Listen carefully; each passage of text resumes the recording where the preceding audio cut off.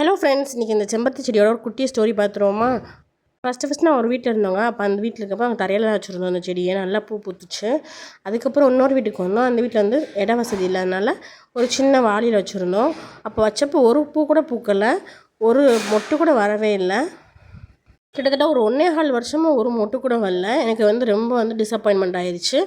அப்புறம் ஒரு வீட்டுக்கு மாறினோம். இப்போ வந்து தரையில் வச்சுருக்கோம். இப்போ வந்து பார்த்திங்கன்னா கிட்டத்தட்ட இந்த செடி வச்சு தரையில் வச்சு 4 மாதம் ஆச்சு. இப்போ சூப்பராக முட்டைலாம் வைக்க ஆரம்பிச்சிருச்சுங்க. இன்னும் பூ பூக்கலை, மொட்டு மட்டும் தான் வச்சுருக்கு. போனஸாக 5, 6 மொட்டு வச்சுருக்கு. தரையில் வச்சு 4 மாதம் ஆகியுமே பூக்கள் வராமல் இருந்துச்சு. எனக்கு ரொம்ப பொறுமையிலேருந்து இது பேசாமல் பிச்சு போட்டுருவோமான்னு சொல்லி தோணுச்சு.